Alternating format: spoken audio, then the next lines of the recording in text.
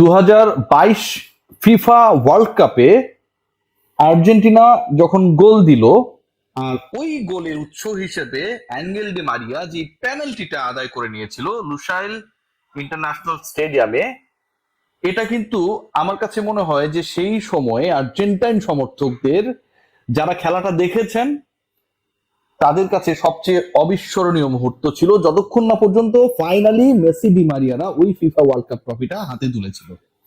কারণ ওই লিডটা খুব গুরুত্বপূর্ণ ছিল এবং যেই লিড পুরো দলকে, সমর্থকদের আনন্দে ভাসিয়েছিল, কনফিডেন্স দিয়েছিল। দ্বিতীয় যে গোলটা হয়েছিল সেই গোলটা দারুণ এক কাউন্টার অ্যাটাকে অ্যাঙ্গেল ডি মারিয়া করেছিলেন।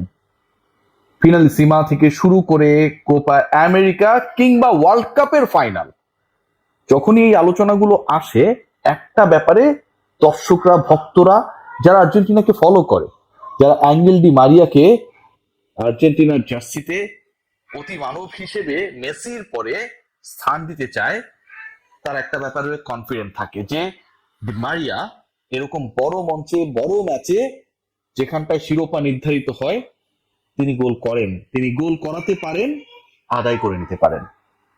সেই ডি মারিয়াকে নিয়ে 2026-এর আজকের এই দিনে আলোচনা হচ্ছে এবং সেই আলোচনার পেছনে যথেষ্ট কারণ রয়েছে, টিএনটি স্পোর্টস জানাচ্ছে।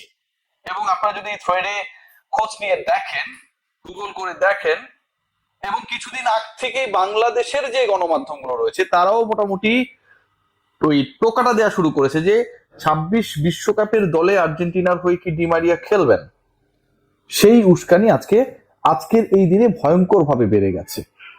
অ্যাঙ্গেল ডি মারিয়াকে নিয়ে আর্জেন্টিনা তার বিশ্বকাপ স্কোয়াড ঘোষণা করতে পারে, এবং এটা যদি হয় 39 বছর বয়সে অ্যাঙ্গেল ডি মারিয়া আরো একবার বৈশ্বিক মঞ্চে আর্জেন্টিনাকে শিরোপা জেতানোর মিশনে উইথ লিওনেল মেসি নামবেন। অনেকের জ্বলছে, অনেকের পুড়ছে, অনেকের কষ্ট হচ্ছে, খুব স্বাভাবিক। নিউট্রাল আলোচনা করি। একটা বিশ্বকাপের সৌন্দর্য কোথায়, যেখানে রোনালদো খেলবে, মেসি খেলবে, ডি মারিয়ার মতো ফুটবলার থাকবে, যেখানটায় আপনি এমবাপ্পেদের দেখবেন, এখানটায় না বিউটি।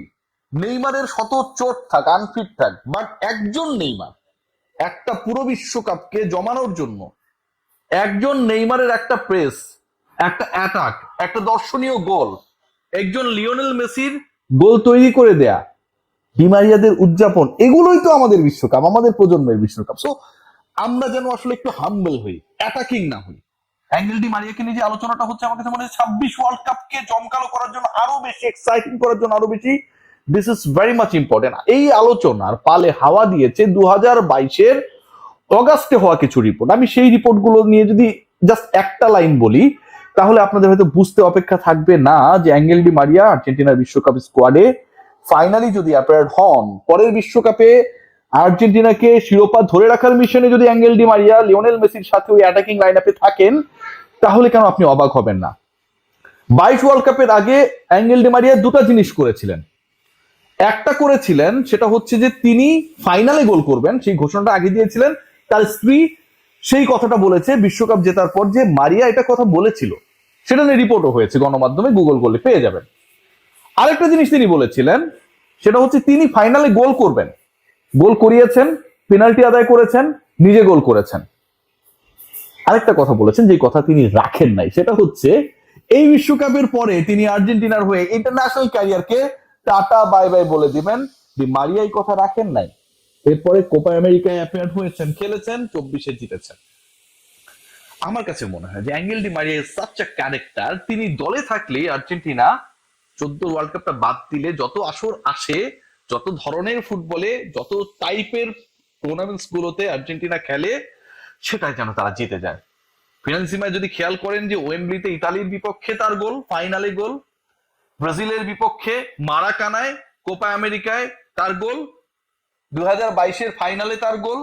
একজন ফুটবলারের ক্যারিয়ারে প্রাপ্তির যেন কোনো শেষ নেই, এবং যা পাওয়া পসিবল সবই তিনি পেয়েছেন। সেটা আন্ডার 20 ওয়ার্ল্ড কাপ জয় থেকে শুরু করে অলিম্পিকে স্বর্ণ জয়, বিশ্বকাপ জয়, কোপা আমেরিকা, সবকিছু।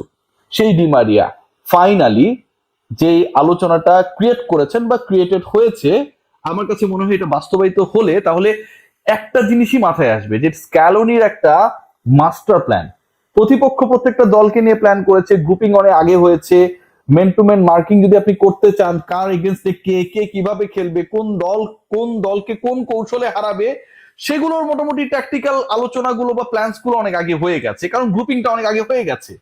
এখন যদি ওই গ্রুপিং এ ওই প্ল্যানের আগে ডিমারিয়াকে সবাই হচ্ছে অমিট করে রেখেছে, ডিমারিয়া যদি এখন অ্যাডেড হন, তাহলে কিন্তু এটা পুরো প্ল্যান আর্জেন্টিনার অপোনেন্ট হিসেবে যারা থাকবে তাদেরকে কিন্তু নতুন করে করতে হবে, কারণ পুরো অ্যাটাকিং লাইন আপটা চিন্তা করেন সেটা বদলে যাবে। ডিমারিয়ার আলটিমেট রোলটা হবে ডেফিনেটলি নট 90 মিনিটস, তিনি সুপার সাব হিসেবেই নামবেন, হয়তো প্রথমার্ধের পরে, হয়তো আফটার 60 মিনিটস। তখন খেলার ধরনটা কি হবে, তাকে কোন রোলে কিভাবে আলটিমেটলি স্ক্যালোনি ইউজ করবেন, মেসির সাথে বোঝাপড়া কি হবে, অনেকগুলো প্রশ্নের উত্তর মেলাতে যদি ফাইনালি যে স্পেকুলেশনটা তৈরি হয়েছে এটা বাস্তবায়িত হয়, প্রতিপক্ষকে থামতে হবে। অনেক ঘটনা ঘটেছে এই মাঝখানের সময়টায়, মৃত্যুর হুমকি পেয়েছেন, সেই হুমকি তাকে ধরা হয়েছে, বুট জোড়া 2024 পরে তুলে রেখেছেন। লিওনেল মেসি এবং লিওনেল মেসিকে প্রশংসায় ভাসিয়ে কদিন আগে একটা দুর্দান্ত ইন্টারভিউ দিয়েছেন, কিন্তু সবকিছু ছিল আসলে একটা জায়গায় আবদ্ধ, সেটা হচ্ছে অ্যাঙ্গেল ডি মারিয়া যে বিশ্বকাপে খেলবেন সেই ডিসকাশনের বাইরে।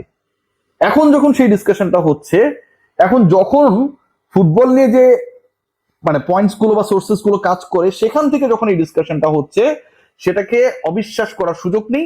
এবং যখন অ্যাঙ্গেল ডি মারিয়াকে নিয়ে কথা হচ্ছে, আর্জেন্টিনার ফুটবল লাইন আপে যারা এখন পর্যন্ত মানে আমাদের প্রজন্মে অন্তত কিংবদন্তির জায়গায় চলে গেছে, তাদেরকে নিয়ে বিশ্বাস করার কোনো কারণ নেই। I am a big fan of Argentina, but Lionel Messi অবসরে গেছেন, আবার ভেঙে ব্যাক করেছেন, বিশ্বকাপ জিতেছেন।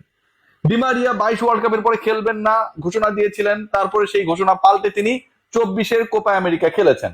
সো এটা একটা মধুর সমস্যা যে তারা এই কাজগুলো করেন, মধুর সমস্যা এই কারণে যে আমরা চাই এগুলো করুক, আর এই কাজগুলো যখন করেন তখন আলটিমেটলি আর্জেন্টিনার জন্য নতুন সুযোগ তৈরি হয়। Let's see what happen. But Angel Di মারিয়াকে কেন্দ্র করে যে অ্যাঙ্গেলে আলোচনাটা তৈরি হয়েছে, আমার কাছে মনে হয় এটা it's going to be very exciting for Argentines, for the fans and the opponents as well. Take care.